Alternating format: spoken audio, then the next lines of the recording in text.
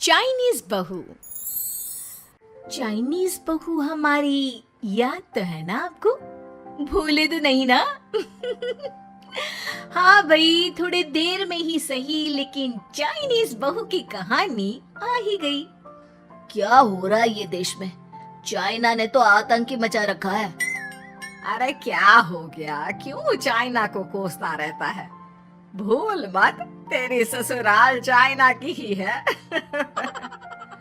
हाँ माँ, पर ये देखना, लड़ाई झगड़े, ये बीमारी, ऊपर से ये देश कितना चालाक है। अंदर न जाने क्या क्या करता रहता है। तभी अंदर से बहू की चिल्लाने की आवाज आती है। अरे क्या हो गया बहू? क्यों चिल्ला रही है? माँ जी, ये देखिए, ये रूस ने यूक्रेन की हालत क्या कर दी है। ऊपर से चाइना में दोबारा लॉकडाउन लग गया है। माँ जी, अब क्या किया जाए? अरे तो तुम लोगों को क्या परेशानी हो रही है? मैं तो यही नहीं समझ पा रही हूँ। वो क्या है ना माँ, हम लोग चाइना जाने की सोच रहे थे। सांगसू के भाई की शादी है। तो क्या? अरे कौन सा उन लोगों के यहाँ भाई घोड़ी चढ़ता है जो बहन काजल लगाकर नेक लगी?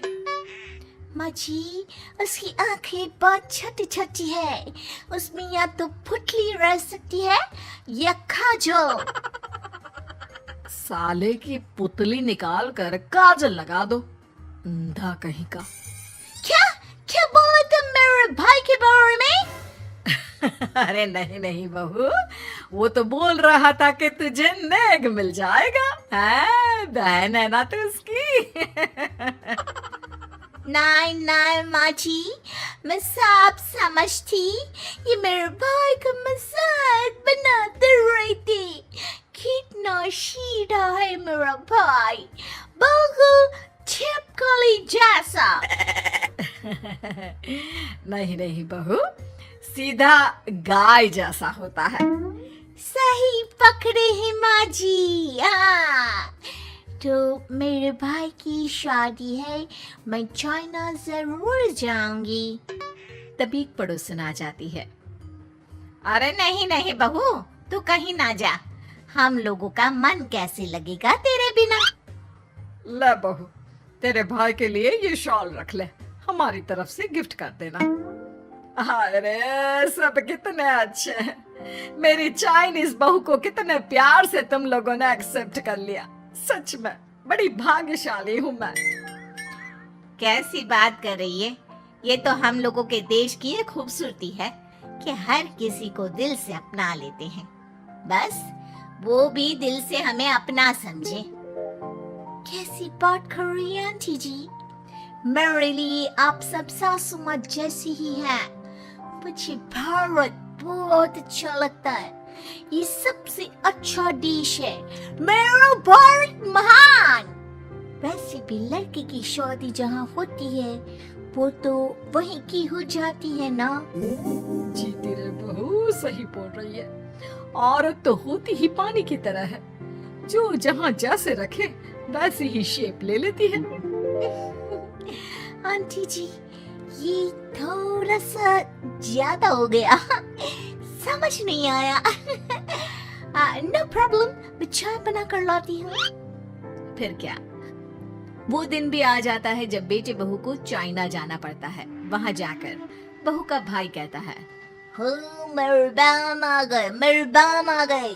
मैंने सबको बोला कि सब हिंदी में बात करेंगे, नहीं तो बहन नाराज नाराज हो जाएगी। थैंक्स बॉय, हिंदी मेरी भाषा है। अब मुझे उसी में बात करना अच्छा लगता है। आपने जीजा जी से मिलो। ओ बहन, तुम अंदर चलो। सभी बहू को अंदर लेकर चले जाते हैं, लेकिन सांगसू का पति, वो तो बेचारा चाइना के ससुराल के आंगन में अकेला खड़ा रहता है। काफी देर तक जब कोई उसे नहीं पूछता तो वो माँ को घर पर फोन करता है। हाँ बेटा, पहुंच गए ना कुशल मंगल? हाँ माँ, लेकिन सांगसू पता नहीं कहाँ है। वो तो अंदर गई है, तब से बाहर आई ही नहीं। अरे कैसे बात कर रहा है? तो तू अंदर चला जा, तू बाहर क्यों है? अरे दामाद है तू वहाँ का, उन लोगों ने तुझे बिठाया, चाय पानी कुछ नहीं पूछा? नहीं ना माँ। तभी सामने से सांगसू आती है। क्यों आप अभी तक तैयार नहीं हुए? और ये बैग लेकर क्यों कमरे से बाहर आए? इसे वहीं रख देती। कमरा? कौन सा कमरा? अरे कैसी बात कर रही हो? जब से तुम अंदर गई हो मैं बाहर ही तो खड़ा हूँ। बहू को बहुत हैरानी होती है और गुस्सा भी आता है। तभी उसका भाई और माँ आ जाते हैं। और सांगसू, अंदर खाना लग गया है। पहले ये बताओ कि मेरे पति को किसी ने खाना या पानी क्यों नहीं पूछा? वो भारत से ससुराल पहली बार आया है, वो भी मेरे कहने पर। उनकी इज्जत क्यों नहीं की? देख बेटी, तूने जबरदस्ती जिद में शादी की थी तो हम लोगों ने कर दी, लेकिन अब तुम ये सोचो, पूरी चाइना में मैं इस इंडियन को अपना दामाद बताऊं? So sorry। हाँ सांगसू, और तुम भी चुप रहना, नहीं तो वो लोग मेरी शादी तोड़ देंगे। ओह, ऐसी बात है। कोई बात नहीं, मैं बाहर होटल में रह लेता हूँ। तुम वही करो जो ये लोग चाहते हैं। कैसी बात कर रहे हो? शादी के बाद पति जैसा भी हो, जो भी हो, पति होता है।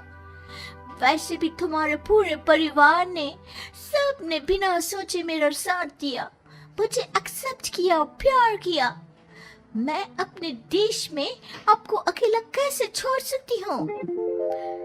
ये हिंदी फिल्म का ड्रामा बंद करो, मैं अभी अब बर्दाश्त नहीं करूंगी।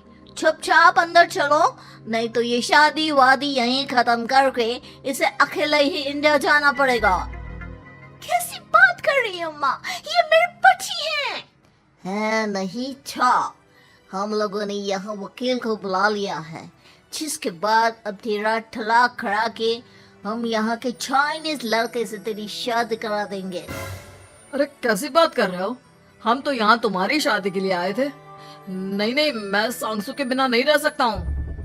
हाई वोल्टेज ड्रामा होने के बाद से ही सारा माहौल खराब हो जाता है कि तभी एक लड़की आती है। मैंने सारा इंतजाम कर दिया है, सांगसू की शादी का मंडप परसों लग जाएगा। तब तक इसके पति को कमरे में बंद कर देते हैं। सभी सांगसू के पति का हाथ बांधकर उसे कमरे में बंद कर देते हैं। ये क्या कॉमेडी है? हम लोग मेरे पति के साथ ऐसा नहीं कर सकते हैं। मैं किसी से शादी नहीं करूंगी, ये साफ बात है। पहले मैं अपनी शादी करूं, फिर तेरी भी शादी करवा दूंगा। सब कुछ तय हो जाता है, भाई की शादी हो जाती है। फिर वो दिन भी आ जाता है जब सांगसू की शादी वो लोग जबरदस्ती करने के लिए उसे मंडप पर ले जाते हैं। ऐसा मत करो, ये मेरी बीवी है। मैं किसी से शादी नहीं करूंगी।